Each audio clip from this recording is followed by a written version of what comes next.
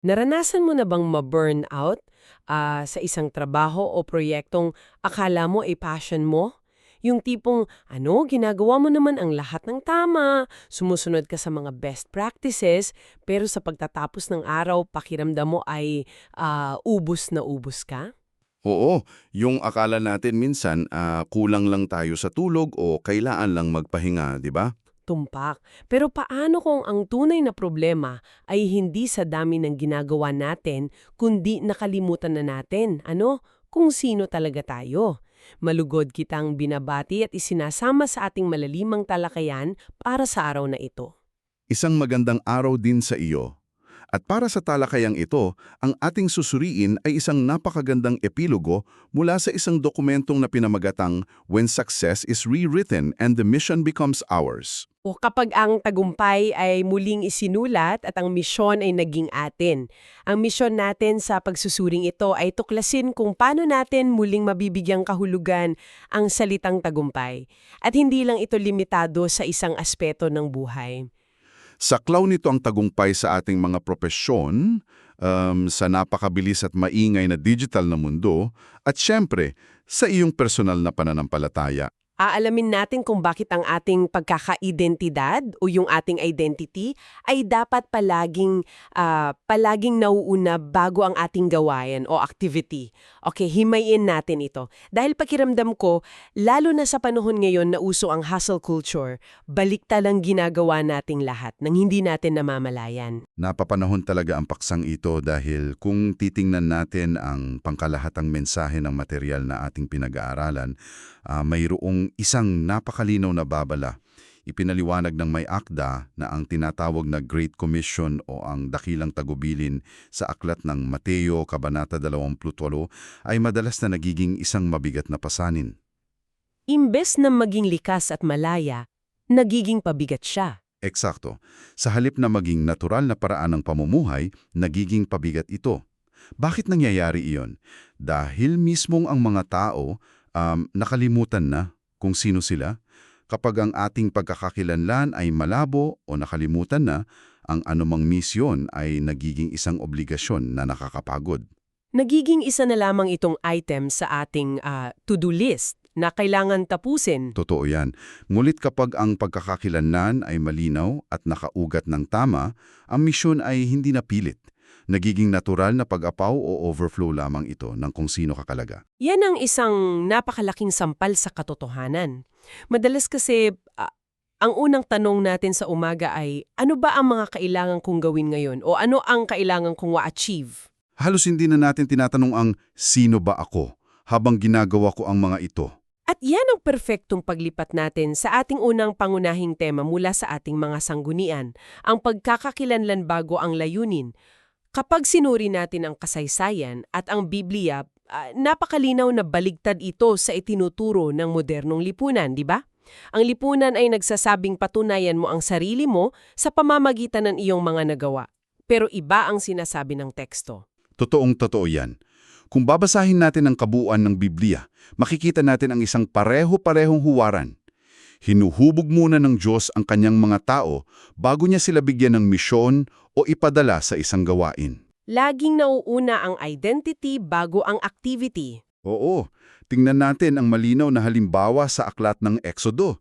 Iniligtas muna ng Diyos ang mga Israelita mula sa pagkaalipin sa Ehipto bago niya ibinigay sa kanila ang 10 utos.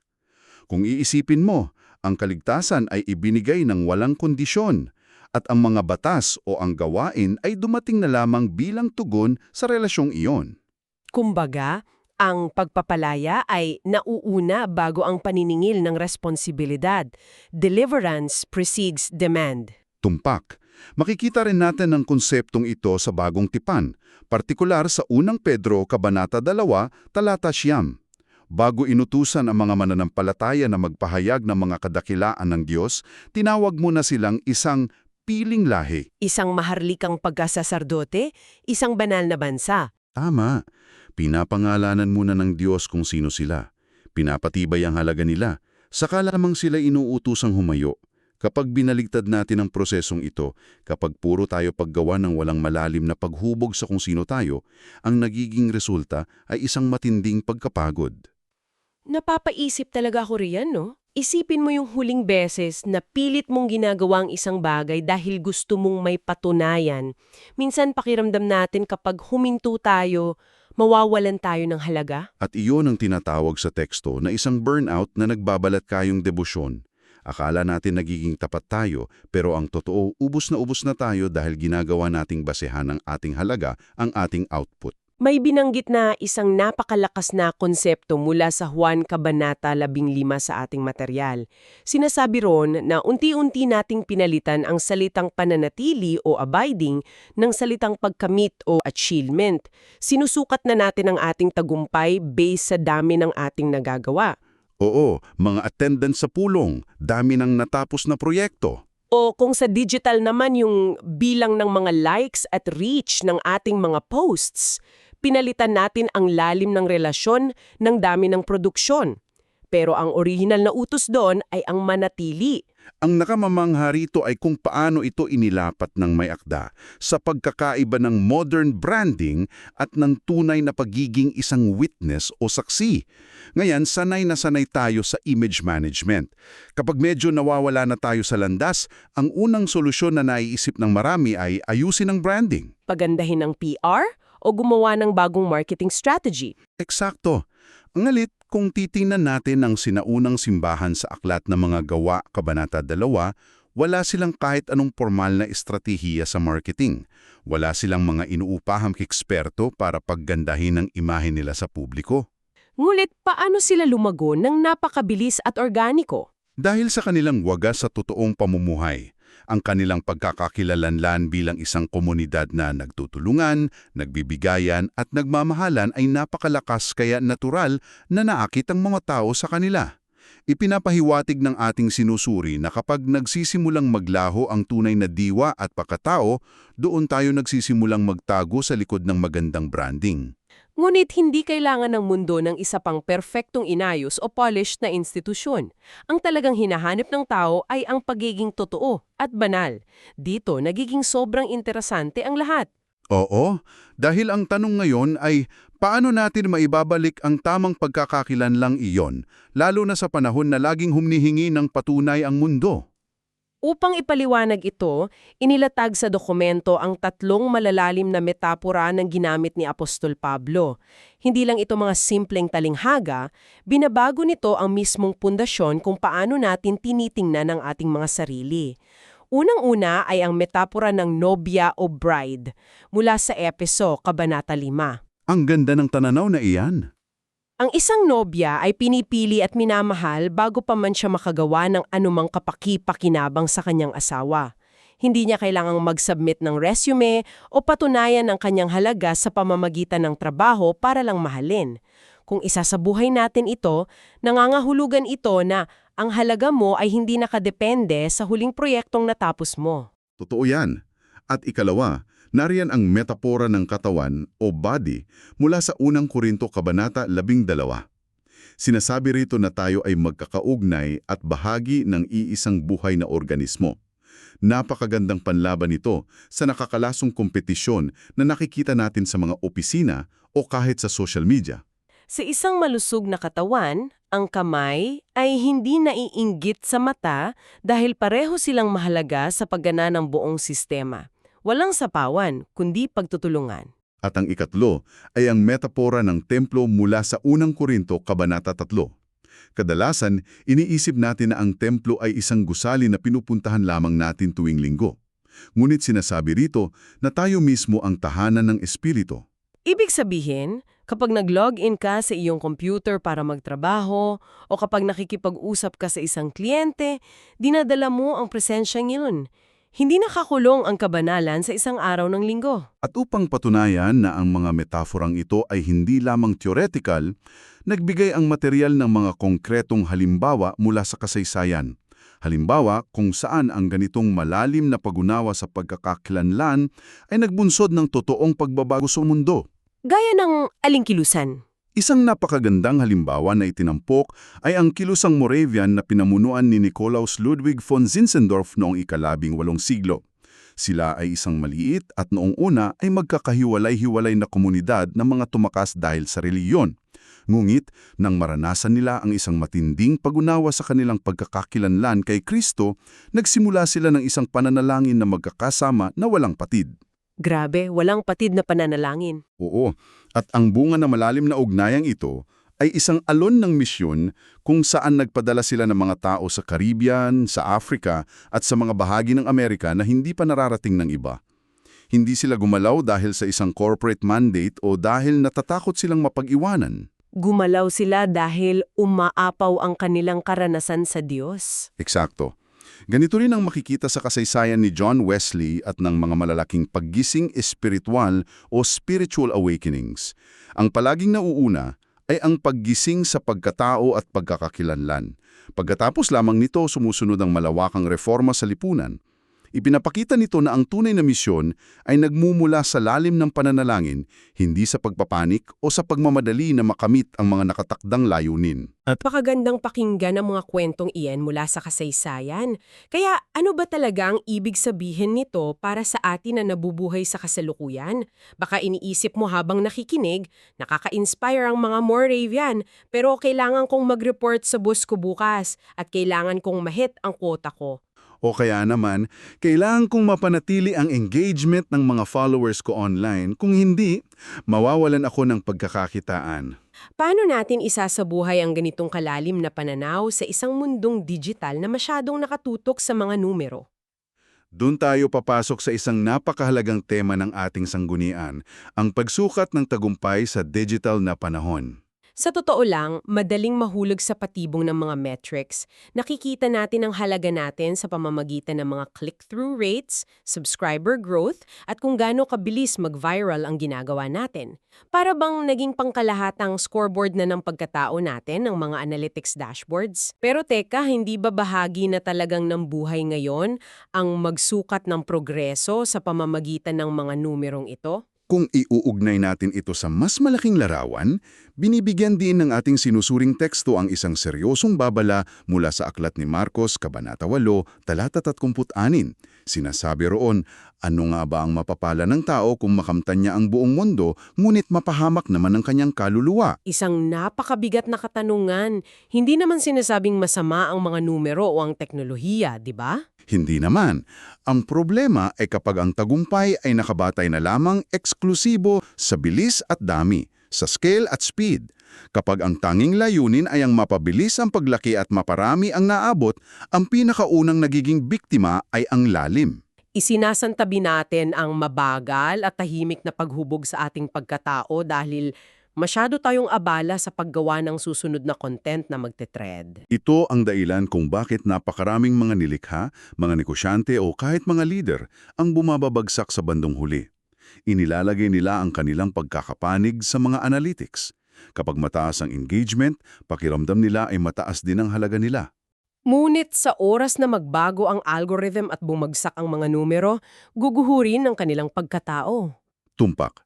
Ngunit kung ang iyong pagkakakilanlan ay matibay at nakaugat bago pa man ang anumang aktibidad, ang mga metrics ay nagiging simpleng kasangkapan na lamang para magmasid. Hindi na ito ang iyong Panginoon na nagdidikta ng iyong halaga. At alam mo, kung ano ang talagang napakahalaga na binanggit din sa teksto? Ang tiwala. Sa isang espasyo kung saan lahat ay pwedeng mapeke o mapabili sa pamamagitan ng teknolohiya, ang tiwala ang pinakamahalagang puhunan. Ibinalik ng may akda ang atensyon natin sa Kawikaan Kabanatang 22, Talata 1, na nagpapaalala na ang mabuting pangalan ay higit na mabuti kaysa sa malaking kayamanan. Ang pagiging tapat at pagkakaroon ng integridad ay hindi lamang palamuti sa pagkatao. Sa digital na mundo ngayon, isa itong napakalakas na stratehikong bentahe. Isipin no, madaling gumamit ng mga mapanling lang na taktika, yung mga clickbait, mga peking scarcity na nagsasabing huling pagkakataon na ito, kaya kahit hindi naman totoo para lang makakuha ng agarang atensyon o benta. Maaring gumana yon ngayon, pero ang kapalit nito ay ang unti-unting pagkasira ng iyong kredibilidad.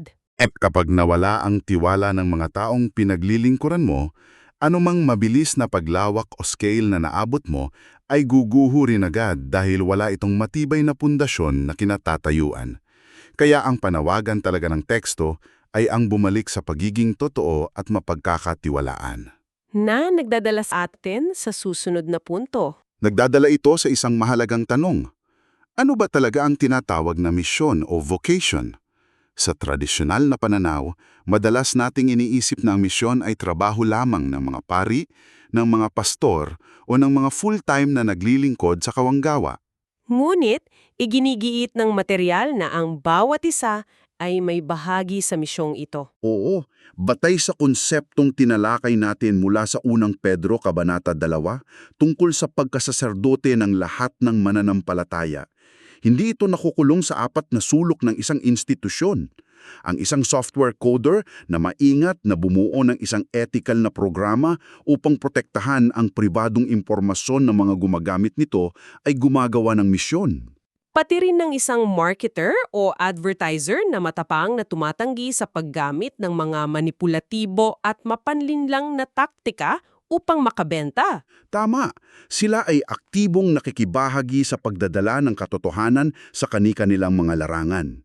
Dito, unti-unting nabubuo ang napakahalagang paglipat ng ating pananaw mula sa simpleng paghahanap ng leverage patungo sa pagbuo ng isang tunay na legacy. Isa iyan sa mga pinakapaborito kong bahagi ng pag-aaral na ito, ang pagkakaiba ng leverage at legacy, o ang pananamantala laban sa pamana. Sobrang magkaiba ang mindset ng dalawang ito. Kapag nag-iisip ka sa pamamagitan ng leverage, ang laging tanong mo ay, paano ito makikinabang sa akin ngayon? Paano ko magagamit ang sitwasyong ito o ang taong ito para umangat ang sarili ko o ang negosyo ko? Ito yung tipong pupunta ka sa isang networking event, hindi para makipagkaibigan, kundi para tingnan kung sino ang magagamit mo. Nakatingin ka lagi sa sarili mong kapakinabangan. Ngunit kapag nag-iisip ka ng legacy o pamana, ang tanong mo ay mas malawak at mas malalim. Ano ang matitira kapag wala na ako sa posisyong ito? Ano ang maiiwan ko na makakatulong sa susunod na henerasyon? Ang ganda ng halimbawang ibinigay mula sa 2 Timoteo, Kabanata 2, Talata 2. Sa iisang talata ngayon, mayroong 4 na henerasyon ng pagpapasa ng karunungan na ipinakita. Sabi ni Pablo kay Timoteo, ang mga narinig mo sa akin ay ituro mo rin sa mga tapat na tao na makapagtuturo naman sa iba. 4 na henerasyon ng pagpaparami dahil sa isang simpleng pagiging tapat. Mapapaisip ka talaga. Kung isasali natin ito sa ating mga buhay, napakahalagang suriin natin ang mga sistemang binubuo natin araw-araw. Dahil sinasabi sa Kawikaan, Kabanata 4, Talata 23, na ingatan natin ang ating puso dahil dito nagmumula ang buhay. Ibig sabihin, ang mga sistemang itinatayo mo sa opisina man, sa paano mo ginagastos ang oras mo, o kung paano mo pinapatakbo ang negosyo mo, ay isang malinaw na salamin kung ano ang nilalaman ng puso mo. Kung ang sistema mo ay nananamantala ng mga katrabaho para lang umangat ka, iyon ang totoo mong pinaniniwalaan. Pero kung ang sistema mo ay nagaangat sa dignidad ng iba, iyon ang maiiwan mong legacy. Ang prinsipyong ito sa Lucas, Kabanata 16, Talata 10. Ang taong tapat sa maliit na bagay ay magiging tapat din sa malaking bagay. Minsan, nakakaramdam tayo ng pagkabigo dahil pakiramdam natin ay kailangan nating baguhin ang buong mundo sa isang iglap para masabing naging matagumpay tayo. Ngunit ang isang napakalaking epekto o yung tinatawag nating scalable impact sa digital na mundo ay madalas na nagsisimula lamang sa isang tapat na pag-uusap. Nagsisimula ito kapag nagdesisyong kang gumawa ng isang produkto o serbisyo na may tunay na kalidad at kahusayan. Hindi yung minadali lang para kumita. Nagsisimula ito kapag pinili mong maging totoo sa kliyente mo kahit na mas mapapadalisan na ang buhay mo kung magsisinungaling ka ng konti. Inipapaalala ng kabuuan ng tekstong pinag-aralan natin na anumang tagumpay na itinayo lamang sa sikat, sa hype o sa manipulasyon ay siguradong guguhurin. Ngunit, ang tagumpay na tahimik na nakaugat sa integridad at sa malalim at malinaw na pagkakakilanlan ay mananatiling nakatayo. Kakayanin nitong lampasan ang anumang pagbabago sa mga digital platforma o anumang bagong teknolohiya na dumating. Makakahinga tayo ng maluwag dahil sa kaisipang iyan. Para bang sinasabi sa atin na maaari na nating ibaba ang mabigat na pasani ng pagpapatunay sa ating sarili. Habang unti-unti nating tinatapos ang ating malalimang talakayan, napakaklaro ng mensaheng bumabalot sa lahat ng ating pinag-usapan. Sa anumang ginagawa natin, gumagawa man tayo ng content online, nagbebenta ng produkto, o namumuno sa isang team, dapat palagi tayong maglingkod muna bago tayo magbenta. Inihalintulad ito ng may akda sa makapangyarihang halimbawa ni Jesus sa Juan Kabanata 13. Bilang kinikilalang leader at guro, ano ang ginawa niya? Hindi siya naghanap ng upuan upang paglingkuran. Lumuhod siya, kumuha ng tuwalya at naghugas ng mga paa ng kanyang mga tagasunod. Ipinakita niya na ang tunay na otoridad ay matatagpuan sa paglilingkod sa iba. Alam nating napakalaki at napakabigat na mga gawain sa mundong ito at minsan pakiramdam natin ay kulang ang kakayahan natin. Ngulit na riyan ang paalala mula sa 2 Korinto, Kabanatang 12, Talata 9, na ang biyaya ay laging mas malaki kesa sa ating kahinaan o kakulangan sa paggawa. Bilang paglalagom sa ating napakayamang pag-uusap, ang puso ng mga pahinang ito ay isang imbitasyon at kagyat na pangangailangan na bumalik tayo sa ating mga ugat. Hindi tayo inuutusan maging pinakamagaling na eksperto agad-agad sa lahat ng umiusbong na digital na plataporma para lamang masabing tayo ay may halaga o matagumpay. Hindi hinihingi sa atin ang maging perpekto sa lahat ng bagay. Ang pangunahing kailangan ay mapanatili natin ang lalim ng ating pakikipag-ugnayan, ang ating tahimik na communion at relasyon sa Diyos at sa mga taong nasa paligid natin. Dahil kapag buo ang ating pagkatao, ang anumang misyon o gawain ay dadaloy ng hindi pilit at hindi nakakapagod. Iyan din ang ibig kong iwan bilang huling paalala sa iyo na matiyagang sumama sa atin sa talakayang ito. Alisin mo sa isip mo ang ideya na kailangan mong maging perpekto, hindi ka hinihinag ng mundo ng perfeksyon, ang hinihingi sa iyo ay ang pagiging totoo at tapat. Ayon nga sa magandang payo mula sa epilogong binasa natin, gawin mo lamang ang iyong bahagi at huwag mo itong gawing mag-isa. Hindi mo kailangang pasanin ang tagumpay ng buong mundo sa sarili mong mga balikat. Kailangan mo nang maging tapat sa maliit na bahaging ipinagkatiwala sa iyo ngayon. Gawin mo ito ng may malinis na budhi, nakaugat sa kung sino ka talaga, at humanap ka ng isang komunidad na makakasama mo sa paglalakbay na ito. Bago tayo tuluyang magtapos, nais kong iwanan ka ng isang tanong na maaari mong pagmunhian, isang kaisipan na natural na umuusbong mula sa lahat ng ating tinalakay ngayon. Habang patuloy na bumibilis ang pag-unlad ng teknolohiya at nagiging mas kontrolado ng artificial intelligence at ng mga nakatagong algorithm, ang karamihan sa mga nilalaman na nakikita at binabasa natin online, hindi kaya ang pinakamahalagang kasanayan o skill na kailangan natin sa hinaharap ay hindi ang technical na galing, kundi ang kakayahang mapanatili ang iyong pagiging totoong tao at mapagkakatiwalaan. Isang napakalakas na kaisipan yan. Sa isang mundong kung saan ang lahat ng impormasyon, boses o larawan ay kayang-kayang mapeke, ang isang tao na may tunay na pagkakakilanlan at tapat na pagkatao ang magiging pinakabihira at pinakamahalagang yaman sa lahat. Mapapatingin ka na lang talaga sa ginagawa mo at itatanong mo kung totoo ba ito o gawa-gawa lang para sumabay sa agos. Hanggang dito na lamang ang ating pagsusuri para sa araw na ito. Maraming salamat sa patuloy mong pagtutok at pagsama sa aming pag-aaral. Saan man ka naroroon ngayon, papasok man sa trabaho, gumagawa ng gawaing bahay o nagpapahinga, patuloy kang maging mapanuri at maingat sa mga sinusuportahan mo. Higit sa lahat, nawa ay malinaw mong makilala kung sino ka bago mo simulan ang anuman upang makapag-iwan ka ng pamanang may tunay na halaga. Hanggang sa muli naging pagkikita sa ganito kalalim na usapan, maging tapat at maging totoo. Magandang araw sa iyo.